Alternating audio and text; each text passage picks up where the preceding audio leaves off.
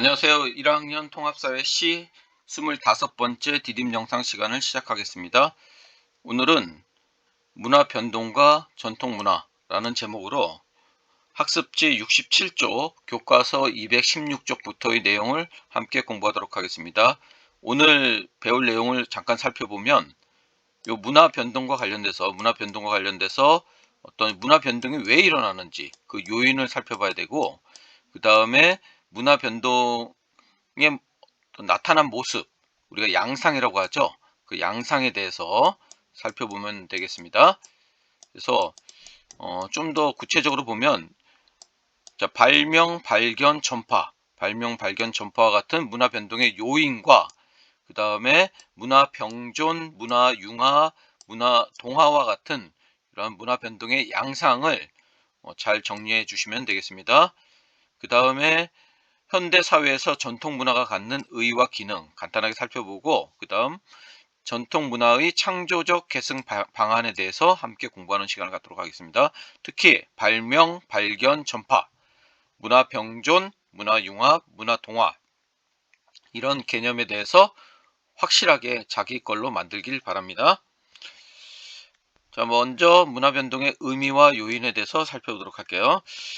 먼저 문화 변동은 어떤 의미를 갖고 있는가 하면은, 새로운 문화 요소가 등장하거나 다른 사회와의 접촉을 통해 문화가 변화하는 현상을 문화 변동이라고 얘기합니다. 여기서 새로운 문화 요소라고 했을 때, 이 문화 요소에는 물질 문화와 비물질 문화로 나눌 수 있습니다. 그래서 물질 문화는 인간이 만들고 사용하는 물질적인 모든 것과 그것을 만들고 사용하는 기술이라든지 물질적인 모든 것, 눈에 띄는 거, 우리가 만질 수 있는 거, 그런 것들이 물질 문화에 속하고, 비물질 문화는 문화 요소 중 물질이 아닌 제도라든지 관념이라든지, 자, 이런 것들이 비물질 문화에 속하는데, 이러한 물질 문화와 비물질 문화, 이런 문화 요소가 등장하거나 다른 사회의 접촉을 통해서 문화가 변화하는 현상을 바로 문화 변동이라고 얘기합니다. 자, 그럼 두 번째로 문화 변동이 왜 일어나는지에 대해서 살펴보기 전에 교과서 216쪽에 있는 요 사례를 한번 볼게요. 아침에 잠에서 깨우고 있죠. 자, 여기서 보면 이런 파자마와 같은 옷을 입고, 그 다음에 침대에서 자고, 그 다음에 우산을 들고 신문을 사려고 내민 동전이라든지, 그 다음에 담배를 피고, 그 다음에 알파벳을 사용하고 종이를 사용하고, 이런 것들이 다 어떤 문화 변동과 관련이 있다는 거죠.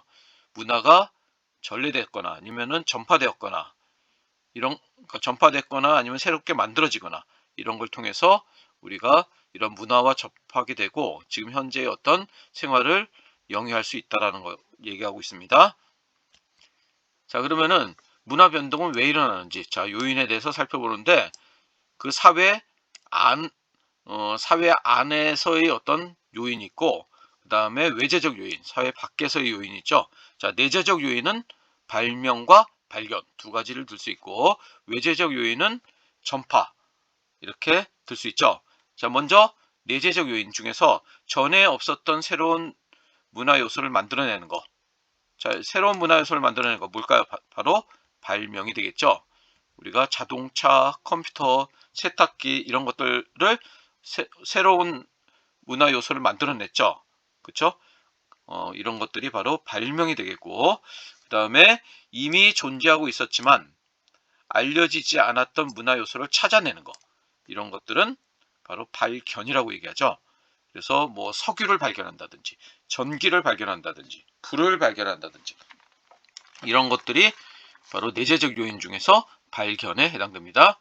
자, 그 다음에 외재적 요인은 매개체나 인적 교류 등을 통해 다른 사회로부터 새로운 문화 요소가 전달되어 그 사회에 정착되는 현상, 이걸 뭐라고 할까요? 그렇죠, 전파라고 얘기합니다. 전파에는, 자, 이 외재적 요인인 전파에는 크게 세 가지가 있습니다. 그래서 서로 다른 문화를 향유하는 사람 간의 직접적인 접촉, 요 사람이라는 게 중요하죠.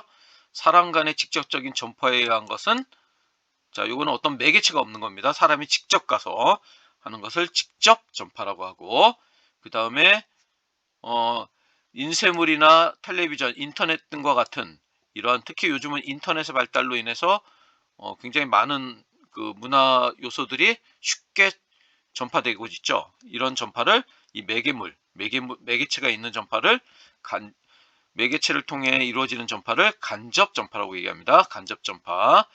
그 다음에 다른 사회에서 전파된 문화 요소의 자극을 받아, 자, 이렇게 일단 전파됐고, 그 다음에 그것에 자극을 받아서 새로운 발명이 일어나는 거죠.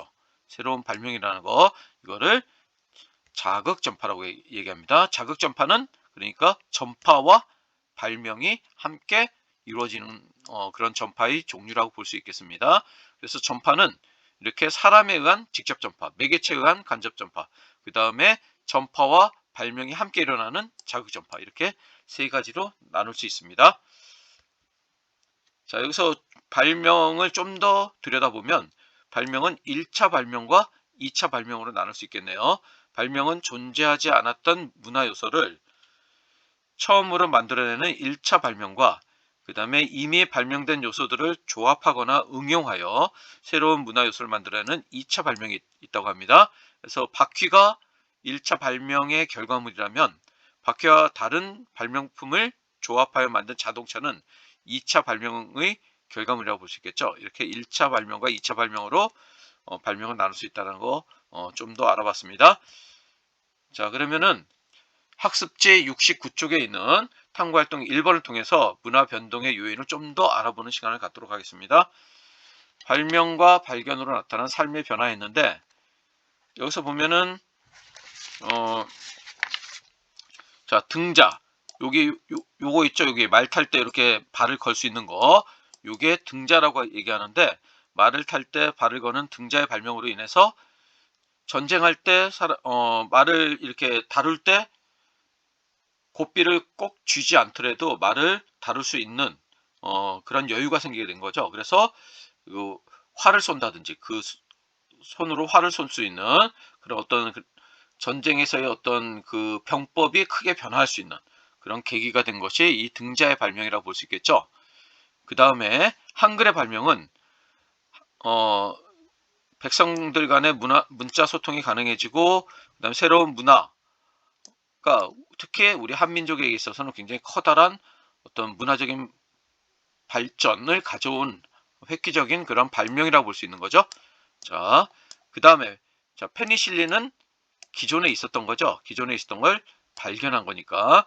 그래서 이걸 통해서 어떤 의료 기술이 크게 발전할 수 있는 그런 계기가 된 거죠. 자, 이렇게 등자와 한글과 페니실린 발명과 발견은 인류의 문화와 역사에 굉장히 큰 영향을 미쳤죠.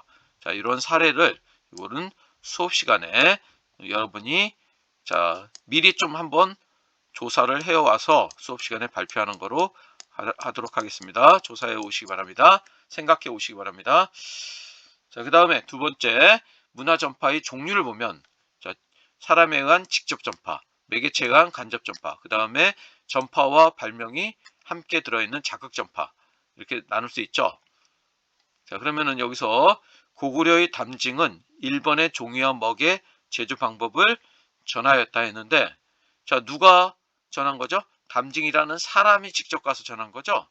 그러니까 요거는 직접 전파가 됐고, 그 다음에 한국의 드라마와 노래가 인터넷 등을 통해서, 자, 인터넷은 하나의 매개체가 된 거죠. 통해서 전 세계로 퍼지면서 한류 연풍이 일어나고 있다.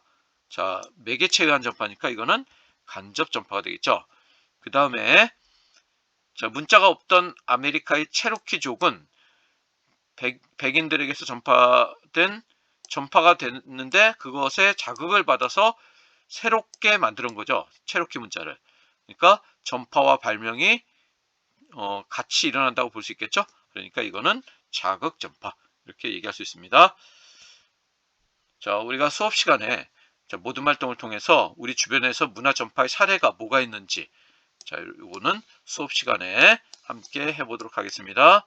한 번쯤 생각해 보시기 바랍니다. 그 다음에 문화 변동의 양상, 어떤 변화된 모습은 어떤 것들이 있는지 함께 살펴보도록 하겠습니다. 프린트 67쪽 밑에 부분을 보면 되겠습니다. 자, 첫 번째 문화 변동의 양상을 보면 다른 사회의 문화 요소가 전파되었을 때 기존의 문화 요소가 다른 사회의 문화 체계에 흡수되어 아예 없어지는 거죠. 기존의 문화 요소가 아예 없어지는 거죠. 그래서 특정 사회의 문화가 환경의 변화에 맞춰 발전하는 현상이지만은 그렇지만 어떤 부정적인 측면이 있을까요? 전통 문화가 사라지게 되는 거죠. 사라지고 구성원들에게 아예 어떻게 되는 거예요? 그 기존의 문화가 없어지니까 정체성에 혼란이 일어나는 거죠. 자, 이런 것 현상을 문화 동화라고 하고, 자, 이렇게 정체성에 혼란이 일어난다. 기존의 문화가 없어진다. 그래서 문화적 다양성이 훼손되는 그런 문제점이 발생할 수 있다라고 얘기할 수 있습니다. 동화라는 거는 새롭게 들어온 문화에 흡수된다라는 의미가 담겨 있는 거. 똑같을 동자니까 없어진 똑같이 된다 이런 얘기가 되겠습니다. 그래서 아메리카 인디언이 백인 문화와 접촉하면서 자기 문화를 상실하는 거, 이런 사례를 들 수 있겠습니다. 자, 두 번째로 자, 이 다른 사례들은 뭐가 있는지 한번 수업 시간에 한번 같이 살펴보도록 할게요. 자, 두 번째로 외래 문화와 전통 문화가 독립성을 갖고 고유한 정체성을 유지하면서 한 사회의 생활 양식으로 나란히 존재한다라고 했죠. 그러니까 기존 문화, 전통 문화도 있고, 그 다음에 새로운 문화도 있고, 함께 나란히 사이좋게 지내는 거죠. 그런 것들을 뭐라고 하냐면은 문화 병존. 이 병자가 나란히 병자죠. 나란히 존재한다 이 말입니다. 또는 문화 공존. 함께 존재한다. 공자가 함께 공자죠. 문화 공존이란 말을 쓰기도 합니다. 이렇게 공존이라는 말을 쓰기도 합니다.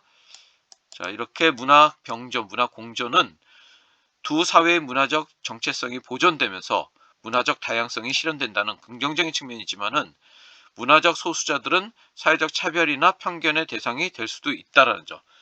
이렇게 두 개의 문화가 함께 존재하지만은 어떤 영향력이 적거나 아니면 문화적 소수자의 입장에 있을 때 어떤 대다수의 어떤 문화에 어떤 차별을 받을 수 있다, 편견을 받을 수 있다, 이런 문제점이 있을 수 있다는 겁니다. 그 다음에 그런 사례로는 우리나라에서 한의학과 서양의학이 나란히 함께 존재하고 있죠. 자, 이런 사례를 들 수 있겠습니다. 그리고 필리핀인들이 영어와 필리핀어를 함께 사용하면서 이런 어떤 영어 문자와 필리핀 문자 그로 인해서 파생되는 그런 문화가 함께 존재한다라는 거, 이런 현상이 바로 문화 병존이 되겠습니다. 그리고 우리 한국 내 화교들이 어떤 자신들의 문화를 갖고 있고 그것과 아울러서 그러니까 차이나타운 이런 문화가 형성되죠. 그런 것들은 일종의 문화 병존, 또는 미국에 우리나라 코리아타운이 있는 거, 이런 현상들도 문화 병존이라고 볼 수 있겠습니다. 자, 이상 25번째 디딤 영상을 마치고 나머지 내용은 26번째 디딤 영상에서 계속해 나가도록 하겠습니다.